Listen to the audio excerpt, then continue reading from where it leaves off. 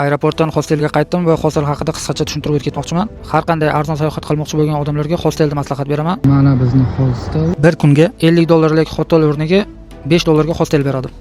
Juda arzon narxda, juda qulay joy. Bilmaganlar uchun u qanaqa ko'rinishda bo'lishini qisqacha hozir ko'rsatib ketaman. Birinchi hostelga yetib keldim. Bu hostel. Ichki ko'rinishi, bu yoq hovlisi. Birinchi etajda ayollar, uchinchi etajdamiz, oxirgi etajda erkaklar turar ekan, bolalar kutib oladi.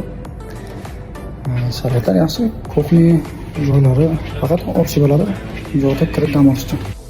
Xullas, hostel ekonom sayohat uchun eng arzon mehmonxona turi hisoblanadi. Faqat hostelning bitta sharti, bir xonaga 4 kishidan 10 kishigacha odam joylashtirilishi mumkin. Bu pozitiv odamlar uchun har xil davlatlardan ko'p do'stlar orttirish imkoni bo'lsa, tinchlikni yaxshi ko'radigan odamlar esa yotoqxonada bemalol uxlab dam olishlari mumkin. Yotoqxonada hech kim bir-biri bilan gaplashmaydi. Meni esa omadim keldi. Birinchi kechadayoq yotoqxona derazasidan ko'chada salyutlar otilishini tomosha qilib, yaxshi kayfiyatda uxlash imkoni bo'ldi.